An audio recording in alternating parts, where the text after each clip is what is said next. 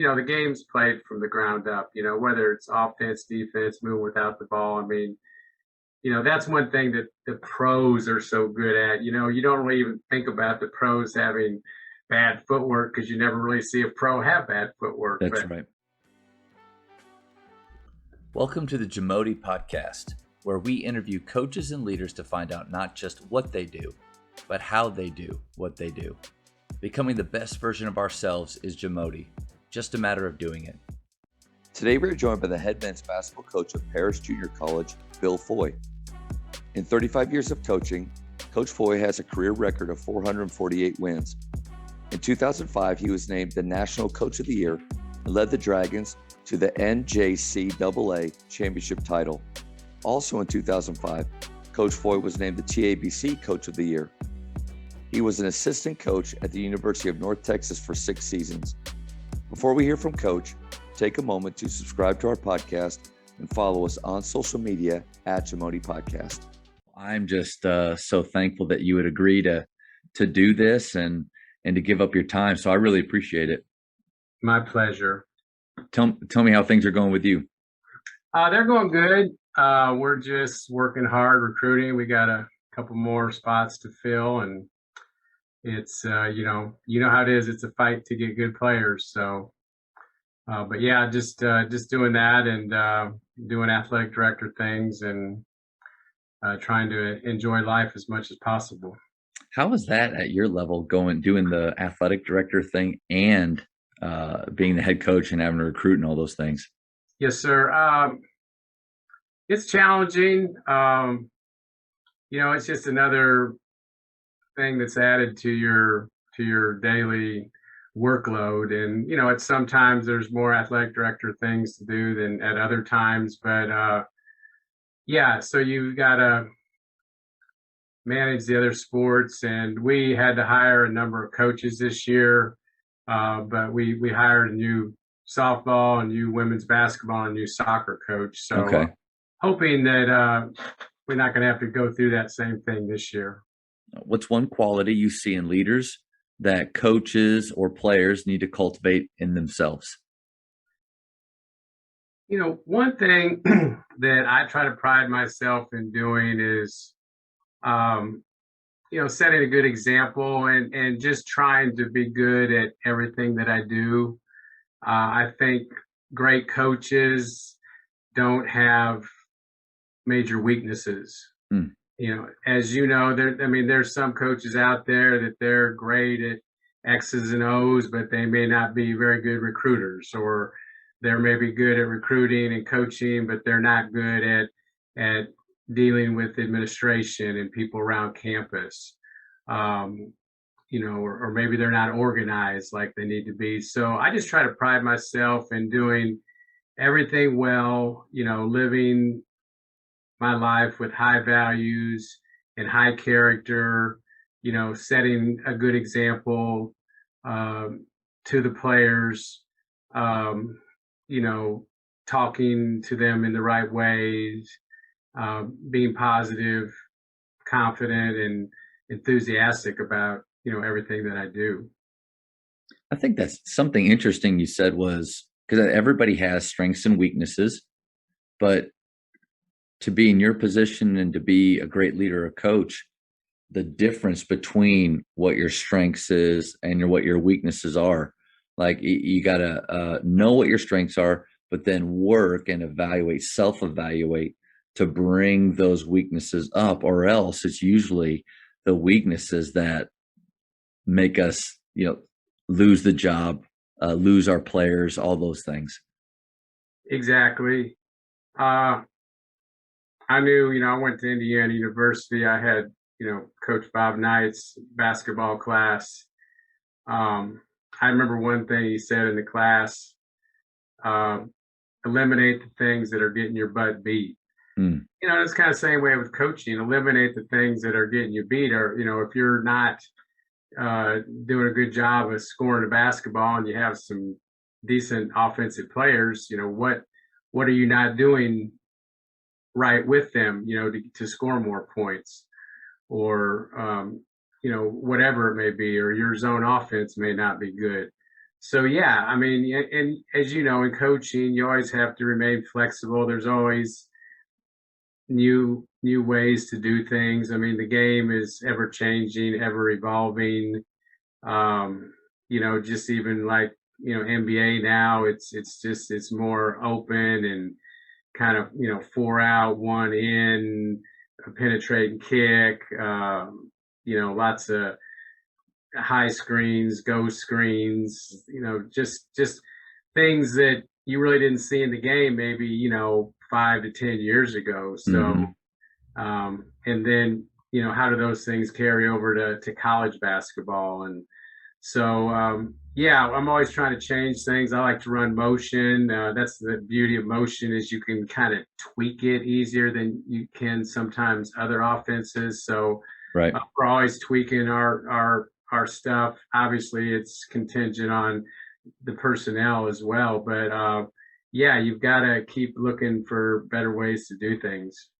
I think one of the reasons probably you've had the career that you've had and been able to do it for so long is, like you said, that flexibility or that growth mindset that you have, to where just because we've been doing something a certain way for a long period of time doesn't mean it's still right. I think I struggle with that right now of uh, my knowing what my strengths are and only wanting to kind of roll with those. But love the approach that you say. It almost sounds like a yearly thing of reevaluation, tweaking, figuring out the best way to do things. I think that's powerful.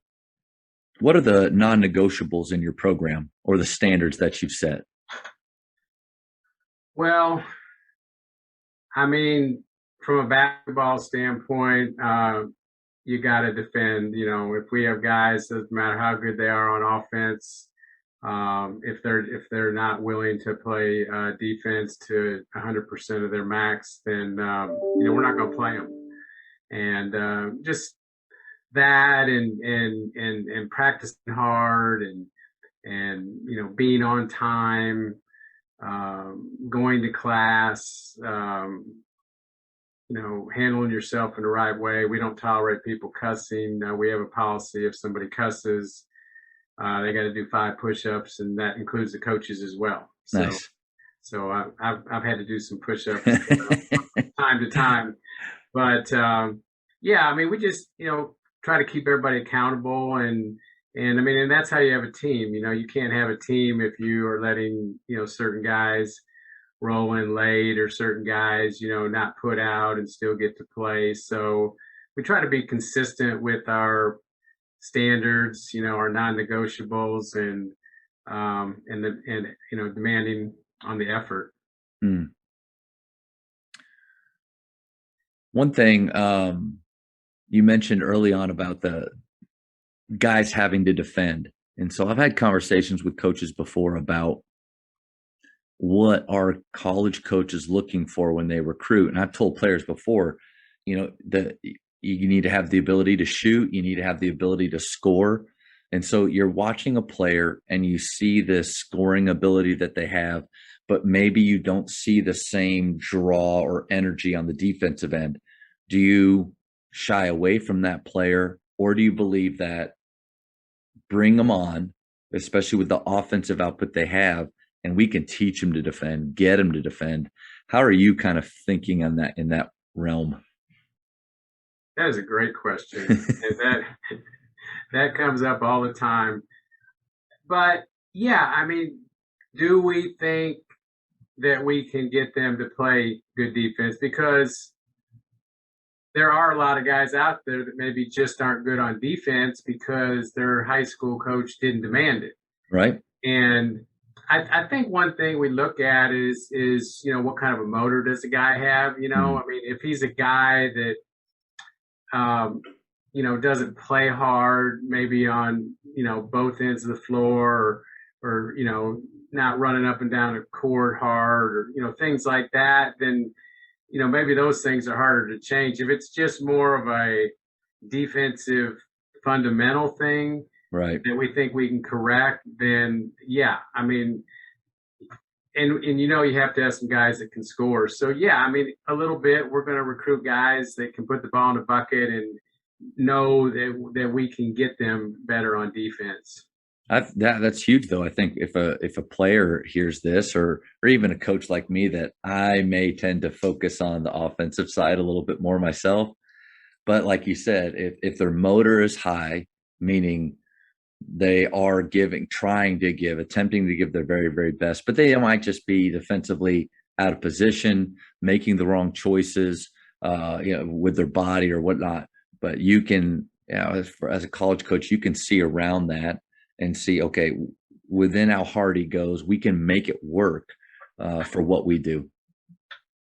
And so that's what we try to do. And then also two factors into it, does the player have the athletic ability to be a good defensive player? Sometimes maybe if they're slow, whatever, not athletic. I mean, how good of a defensive player can we get that person to be? And we have, I mean, just looking at our team, what we've assembled so far, we have some nice offensive players, and we played in a little summer deal down in Tyler. They had a JUCO event down there, and we brought our guys in and met there, and we played pretty well offensively for just bringing everybody together, but defensively we weren't very good. We saw we had some guys that are going to have trouble maybe containing the ball, but we had no practices or anything like that. So that's going to be a challenge of ours this year, is to get those guys up to speed on defense and get them better.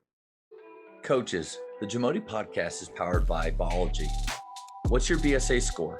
The Ballology Skill Assessment is the only verified skills metric endorsed by the NIA and NJCAA to discover and develop the best talent for your team. This 10-minute, 100-shot test can be taken for free today on the Ballology mobile app. Elevate your game. There's a lot of emphasis put on shooting these days. I mean, I tend to love that. But at your program, how do you teach shooting, or even just more of the mentality and training that you do with your players? Yes, sir.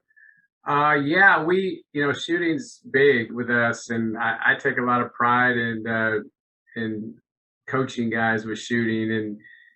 And we get guys that have some really bad shot mechanics when we get them, and so we have to figure out, what kind of changes do we think that we can make with them, and corrections to get their shot better. So, for example, maybe if a guy, gets his elbow out quite a bit when he shoots, and, we need to get that elbow in. Now, ideally, maybe getting it all the way in as far as we can might be too unnatural for him. So we may have to try to find maybe like kind of a little bit of a happy medium on something like that. But, things like how the ball is positioned in your hand, making sure it's, not down in the fatty part of your palm, laying down here against that plate at the base of your fingers, not interfering with your offhand, your guide hand. I mean, things like that we think are critical to being a great shooter. So those are things that we're going to correct with anybody. But the other things, there may be a little bit of leeway. What we try to do is, like I said, maybe find a happy medium, or this is what we're going to do right now. And if we can get this mastered, then maybe we can tweak it some more. But we just really try to emphasize basic stuff like stepping into your shot, trying to keep your shoulders square to the bucket, elbow in, ball in your hand properly, don't interfere with the offhand. We do a lot of we do a drill, which I really like. And I think one thing is guys don't really know how to use their core when they shoot. And, we try to tell guys, we say, hey, walk around on your, try to walk around on your hands for a little bit. And they may do that, and they can do it for maybe, some guys can't even do it for 2 seconds, but maybe 4 or 5 seconds or whatever, And the point is, you walk around on your legs all day, and your legs are much stronger than your upper body. So we really try to get guys to understand how to use their core. And we do a drill where we stand guys on the 3-point line. If they're right-handed, we have them get their right foot back, and they just catch the ball, and they take a big step into their shot, like a big step. but they can't jump up in the air. They're just shooting a set shot. But what that does is it teaches guys how to use their core. We're not trying to do it for speed, and they learn to use their legs. And when the funny thing is, when they first start doing that drill, they'll actually usually shoot the ball long every time. It's like, coach, I'm long every time. Well, that's because you're stepping into your shot, you're using your core, you're using your whole body. So we try to get them to understand, how the lower body is so important with shooting.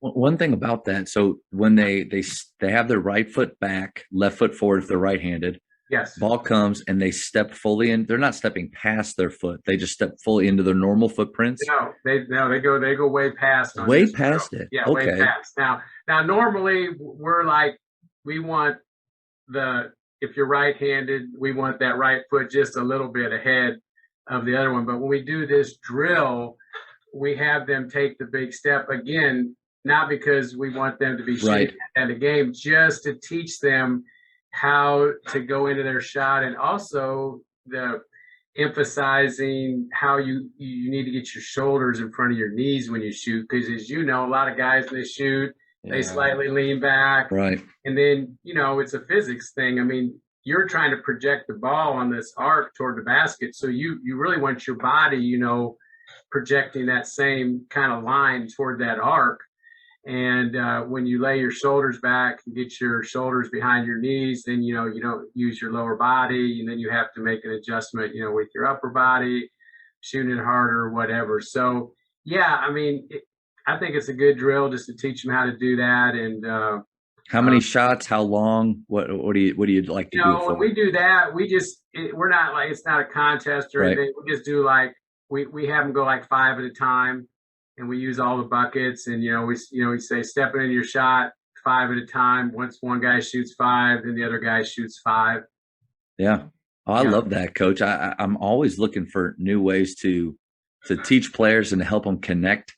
Either rhythm or flow or power. Help them connect those, and so that's a new one. And so I appreciate what do you call that? Any fancy name or anything you got for it?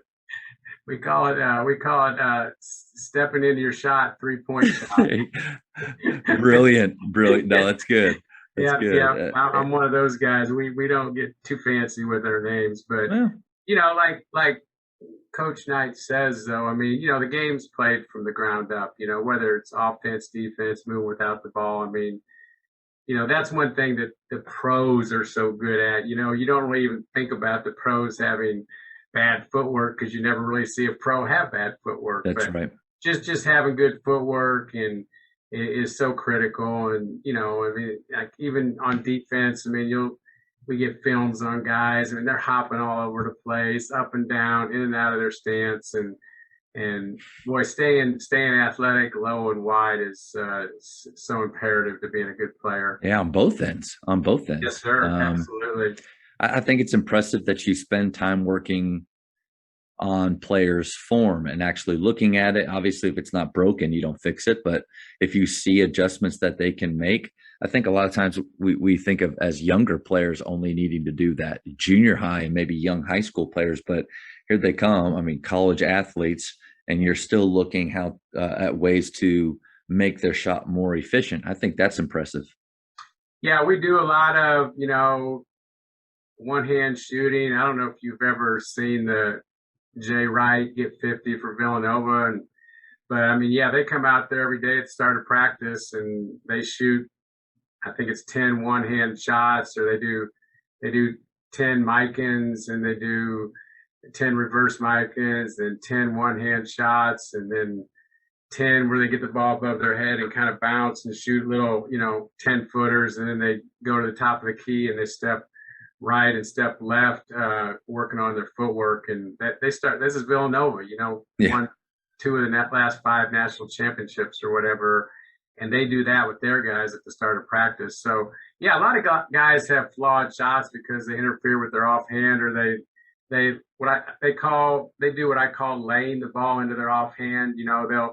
They'll have the ball like this, they're shooting a free throw, but if they would take their guide hand off, the ball would fall out of their hand. They don't have control of the ball in one hand. So we really try to get guys to understand that it's basically a one-handed shot. I mean, That's right. you watch Steph Curry or Klay Thompson slow motion. I mean, when they release the ball, their offhand is not touching the ball. So we really try to get them to understand that this is a one-hand shot. This hand over here is just on the side. It's just a guide hand. All it's going to do is just, go like that, come off when you shoot the ball. And so we feel we can get guys to shoot the ball the right way and not thumb it or shoot it two-handed or drag on the ball. That can really help their shooting. Yeah, that offhand interference, it's the number one reason for lack of consistency in players, but it's so hard to change. You being a college coach and having players on campus, and it would be cool for some high school players to hear, like, what's a typical day or even a week look like for a player in season as a college athlete? Yes, sir. Pretty much here at Paris, I mean, our guys are in class from 9 to 12. We try to get the classes done in the morning. They'll have lunch in the cafeteria, then 1:15. Last year we went 1:15 every day. This year we're going to share with our women and let them go early on Mondays and Wednesdays. But when we go early, we practice, 1:15 to 3:15, 3:30, and then depending on what point of the season that it is, I go to the weight room after that, get our lift in, and then, study hall in the evening. So we're pretty demanding about our time with the players. And then once you get into the season, there's less lifting, but there's more video work. We watch a lot of video, especially early in the season, trying to teach our guys how to play, pointing out the mistakes that they're making, maybe on offense or defense or playing hard, things like that. So we think the videotape is a great teaching aid. But that's pretty much it, and then weekend we try to give them a day, 2 days off, just depending on, again, the time of the season and games and so forth. But we're big on being in tip-top physical condition and getting guys stronger and getting them better. And then, in the evening, we have the gym open down here. So if they want to come down, we have a gun. They can come down here and get extra shots. Or, me or the assistant coach can work with them, getting some individual work in if they want. So, probably do it pretty much like they do at most Division Ones. I mean, when I coached at University of North Texas, I mean, what we do isn't a whole lot different than what we do here. Mm-hmm. How do high school players that you have come out? How are they? Is the discipline and the organizational part, is that a challenge for them? Because a lot of times as high school kids, they're by their parents or whoever, they're told where to go, when, and everything. How do they need to be educated more on being disciplined with their time, organized, knowing where they need to go? Absolutely. Yeah, I mean, some of these guys come in here and they've been spoon-fed and babied their whole life, and they don't have mom in there getting them up in the morning or telling them they have to do this, telling them they have to do that.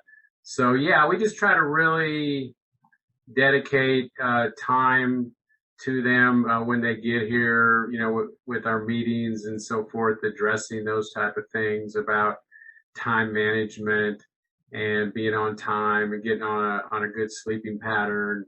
And we also have a class that our president teaches, learning framework, that everybody has to take.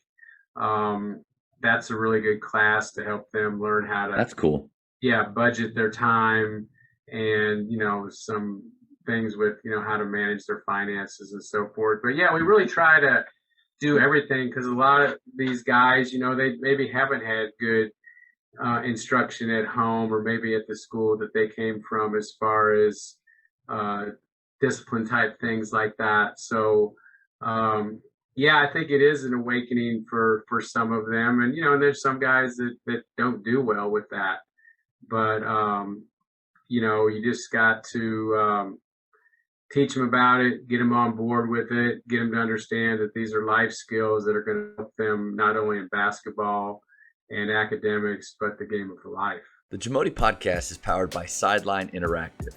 Sideline Interactive is the leading manufacturer for high-quality, innovative scoring tables and LED video display boards that help coaches and schools bring more excitement to fans, create huge fundraising opportunities, and make their jobs easier. Visit sidelineinteractive.com to check out their amazing products. You mentioned a second ago about some of the meetings that you have and you address it with them. I think that personal touch, I don't care what level it is, it's something I struggle with, is making time to meet individually with players.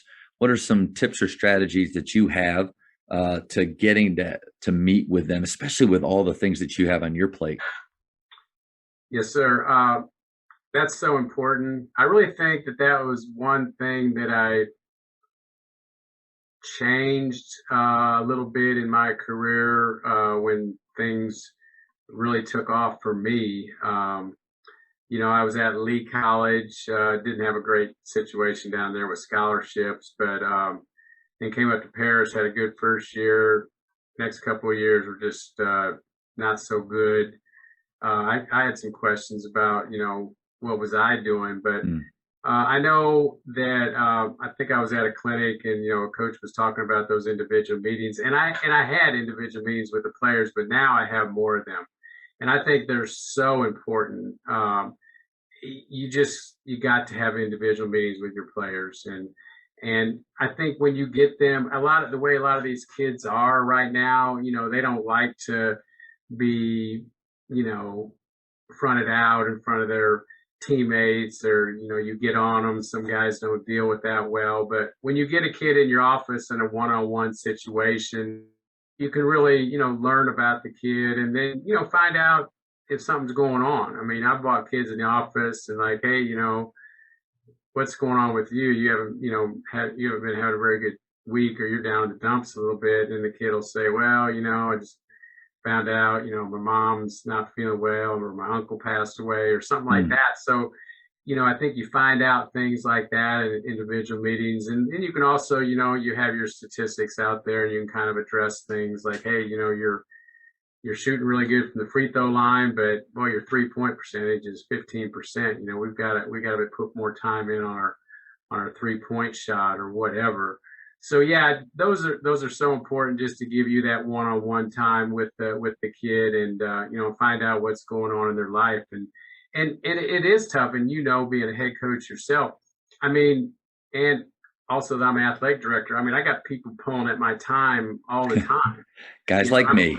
Yeah, I'm trying to plan, out practice, and then, somebody needs an LOI signed, or we got a problem with a soccer player, whatever it might be, or, Joey missed class or whatever. But, so yeah, just try to make sure that, I'm budgeting my time, I'm having good balance in my life. And if I'm doing that, then, that makes everything else better.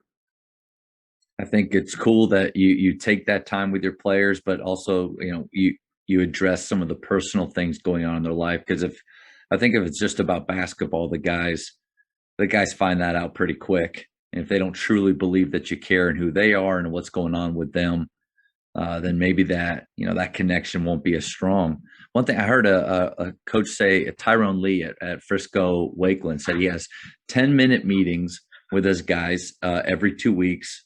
And the first 5 minutes he gets to ask the questions. The second 5 minutes they have to ask the questions. And I thought that's pretty cool, because I think I'm guilty of, hey, let's meet, and then I talked 95% of the time and just drove the whole thing. What are your thoughts on that? I like it. I mean, a coach has to be open to that kind of stuff, and especially, in an individual meeting type setting. I think that's really good. I think you have to be careful, maybe doing that in a circle or whatever, and guys say this, and this guy jumps on. Definitely the one-on-one is better for that, but giving them more of a voice as well. Absolutely. All right, this is I think a great question for you, because of all the places that you've been and the different levels in your history. What's the one thing you would do differently if you could start over in coaching?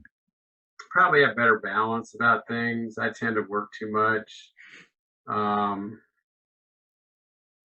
that's just always been the way I've been. I just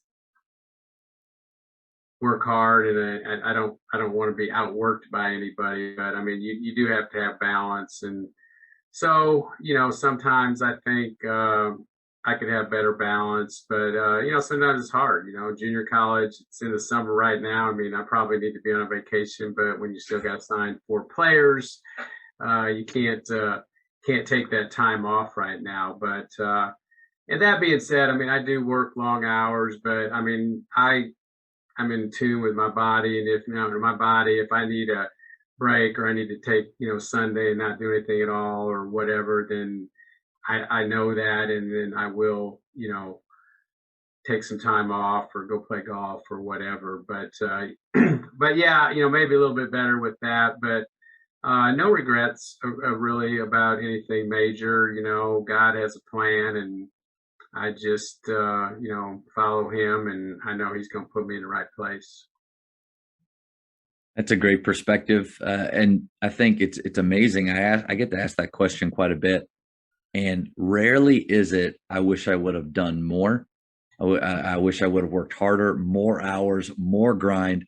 Most of the time, it's more balance, take maybe even do less. And so how coaches that my age, or I'm 40 now or 39 now, like we hear that more balance, but actually doing it, actually like that competitive drive to, like, I think you're right on the money. I don't want to think of other people doing more than me. Like, how do we get that balance right now that you're talking about? Yeah, I mean, it's hard. It really is hard, and but you just have to do it. If you have to set time limits on, hey, I'm not going to be in the office after 10 o'clock tonight, or I'm going to only go cover this event. I'm not going to go cover this other event, because sometimes we as college coaches, we think we got to be at every single thing where there's some players at. And so, yeah, you just have to, make rules for yourself, and make sure you don't neglect going to church. I mean, I don't go to church every Sunday, because sometimes as a coach, you can't. You might be at an event or something, and games start up at 8 o'clock or 9 o'clock in the morning on Sunday. But any time that there's any possible way that I can go to church, I go to church, because that always just seems to, when I'm going to church, it just seems like everything in my life is better. So It's amazing how that happens, right? yeah, it's amazing, and just praying, and staying close to God. But yeah, sometimes we as coaches, we always think that, oh, well, I'll take time off, next week, or once I get this guy signed, then I'll take some time off. But you know what? It's just a vicious circle, and it never seems to get to that point. But so yeah, I'm going to try to take some time off next week, because I do know I need a break. Yeah, you deserve that for sure. I think setting standards, kind of like you said, we want standards for our players. We want them to be organized and have discipline, but then we need to set standards for ourselves, to whether it's with your faith, whether it's just taking time off, doing something that allows you to decompress, allows you to remember your why. Why am I doing this? Well, it's not just for wins, and it's just not just for me. It's to impact and influence those lives. I think anything we can do to remember that is huge. Yes, sir. I get more gratification out of seeing one of my players get married, go to his wedding, or seeing him with a great job. And I mean, I just had a guy, Bobby Joshua, who played on our national championship team here, from '05, and I knew he had married a girl from Paris, and I knew he was around, and he actually he had to miss our. We were inducted into the team was inducted into the Paris Junior College Hall of Fame in 2015, 10 years after, and he was planning on coming, and then his baby got sick, and he ended up losing his baby of the Hall of Fame induction. And so I know that was a really tough thing for him. And the baby was young, I mean, under a year old, but that was just a tragic thing to have happen to him. But and I hadn't seen him in a while, and we talked a few times on the phone, but he came by the office, and man, he looked good. He's doing good. He's got a really good job. He's married. He's got 3 kids, and we just started talking. And I mean, and he started crying. He just started crying because it was just all the emotions, of winning a national championship, and him saying to me, like, Coach, I wouldn't be what I am, if it wasn't you, There you go. influence on my life. And man, and my daughter happened to be up there at the same time, and she almost started crying herself. So those are the things as a coach that really make you feel good. When things like that happen, know that you've impacted a guy's life in a positive manner. And I feel like the guys that play here for us, that I do have a good influence on them. And just like Bobby said, a lot of times he said, I really didn't understand it all when I was here, the things that you were telling us, Coach, but he goes, I understand them now. And I think, we're all like that. We when we're younger, we don't understand things as well when we get older. Coaches, the one thing that every team needs is confident shooters. The last 8 years at Grapevine Faith, our teams have averaged 354 made threes each season. I love getting to share with coaches how our shooters train, and more importantly, how they think. If you would like to enhance your shooting culture at your school, contact me directly at jamodipodcast@gmail.com. Well, Coach, the last thing is the speed round, and it's a way for us to get to know you a little bit better. Quick questions. The first thing that pops in your head, just blurt it out. You ready? Okay. All right. Favorite ice cream flavor? Chocolate chip. Okay. For high school, shot clock or no shot clock? Shot clock. Do you prefer texting or talking? Talking. Your favorite holiday? Christmas. Invisibility or super strength? Super strength. Nice. If you could travel back in time, what period would you go to?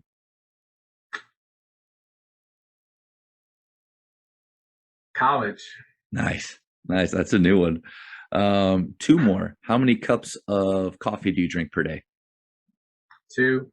Yeah, just 2. Always 2. Pretty solid with that. Solid with 2. Okay. Last one. Godfather or Star Wars? Godfather.